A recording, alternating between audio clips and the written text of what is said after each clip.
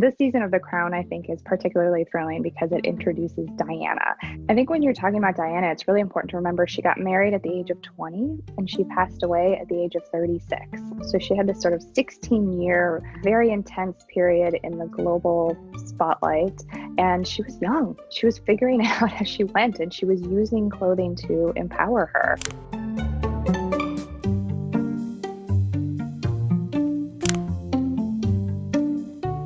Hi, my name is Elizabeth Holmes. I'm a journalist and the creator of So Many Thoughts on Instagram, where I parse the royal fashion of the Duchess of Cambridge and the Duchess of Sussex. You probably know them as Kate Middleton and Meghan Markle. I'm also now the author of a new book called HRH, So Many Thoughts on Royal Style, which looks at the fashion of Kate and Meghan along with the Queen and Diana. So we're coming out of season 3, which was the fashion of the 70s. It was a little bit sort of darker and more subdued from the Queen's perspective, certainly. And then, burst onto the scene Diana when she met Charles, and then through their courtship and the early years of their marriage. And what's so exciting from a fashion perspective is the costumes are recognizable. They're from, the outfits that we all saw Diana wear and live on in iconic photographs that we see today.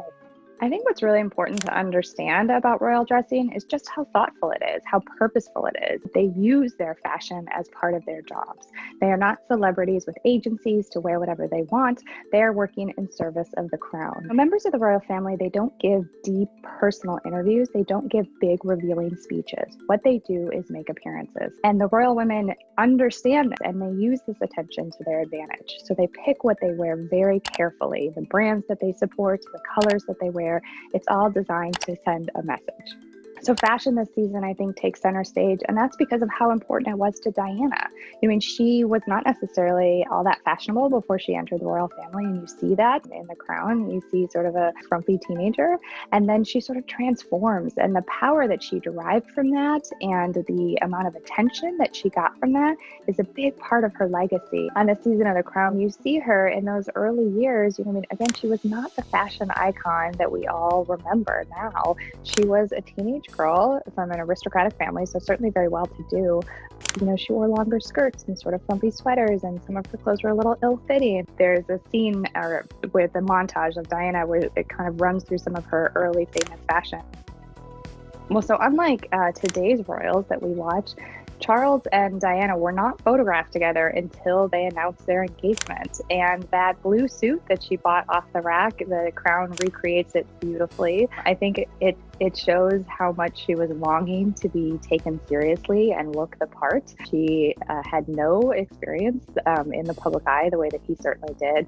And so you see those pictures of them announcing their engagements, and you see her sort of uncertainty, and you see it sort of represented in this sort of ill-fitting but brightly colored suit that is meant to match her engagement ring. Early on, Diana worked with a couple editors from British Vogue, and they helped her sort of understand clothing and the language of clothing and what worked for her and what would work for her job. So she learned all of that and then sort of went on her own. She forged many friendships with designers and would hang out with them and be sort of a collaborative part of the process. What I also love is that, back then there was no push for the relatability that we see from the royals today.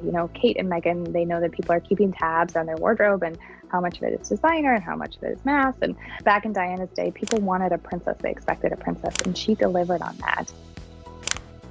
Well, when you think about Diana's wedding dress, she was a young girl becoming the Princess of Wales, marrying an heir to the throne, and she wanted a princess dress, and my God, she got it. Those big sleeves, the bows, the lace, the sparkles, it was all there. Some of the most iconic memories that live in my mind forever are the wedding dresses, and you can close your eyes and picture it. It takes me right back to see Meghan in Givenchy or Kate and Alexander McQueen. Those are the fairy tales brought to life.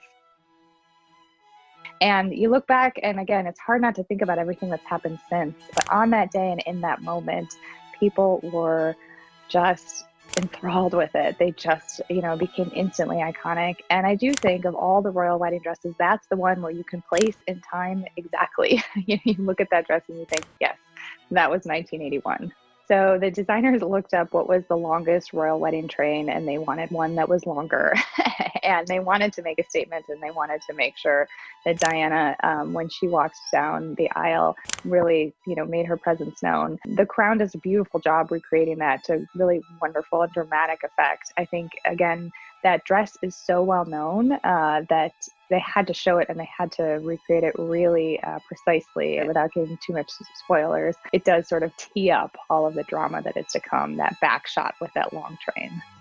So unlike the queen, who tends to pick a couple of designers and work with them very closely on bespoke pieces, Diana sort of shopped around and she made friends with a lot of designers, and she wore a whole range of people and labels. And I think this was part of the fun for her. And I think therein lies sort of the exciting part about Diana's evolution. I mean, it's not like she's somebody who came in, understanding all of this stuff. She grew and evolved in the public spotlight. One of the most sort of amazing things is that, everybody in the royal family thought perhaps as the excitement around her built towards the wedding, that after the wedding, it would sort of die down a little bit. And it didn't.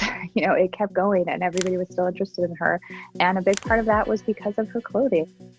So a big sort of theme of this season is Diana's popularity and the amount of attention and coverage that she got. And one of my favorite quotes in my book is from a photographer who said, even if we didn't care about the engagement or the cause that Diana was supporting, we'd show up to see what she's wearing. I mean, she wasn't giving these big personal speeches. She wasn't giving big interviews. You don't hear her talk in a lot of these montage shots. She's just interacting with the crowd. And certainly, the ways in which she embraced them and the public embraced her sort of set the groundwork for her legacy. As the season goes on and as the episodes sort of progress, you see Charles and the Queen just grapple with this attention and try and understand it, and then begin certainly to resent it and try and keep her in her place. And obviously there's just no doing that. Diana was a phenomenon. I think she understood that she needed to stand out, and certainly in those early years really embraced that. It helped certainly that in the 80s these things were trending. Dynasty dye is some of my favorite fashion of hers, and I think you see Diana kind of like working it out, figuring out what works well for her, and then getting increasingly more daring in her style choices as her marriage became more troubled. So this season of The Crown really hammers home the point that Diana was on her own. She's sort of adrift in Buckingham Palace looking for a connection with the Queen or companionship from her husband, and she wasn't getting that, and she increasingly sought it elsewhere. And I think, again, her fashion plays a big part in that. I think what's so important to remember about royal life is all the things you cannot do. You see her sort of find real power in independence, find a real voice in what she was wearing. You see in the season of The Crown, like, her wardrobe just keeps building and building to more and more sort of a beautiful place. And catching a glimpse of the Spencer family tiara in one episode was so exciting. The season sort of builds to the late 80s when their marriage was damaged beyond repair, but it was made very clear by the Queen that divorce was not an option. So these were two people, Charles and Diana, that needed to stay together, even though they had no desire to. Charles, resents her, and Diana is craving his attention, but is clearly very hurt by him. And you see her fashion grow more sophisticated in response to that. She is more mature and has a greater sense of her power within the marriage.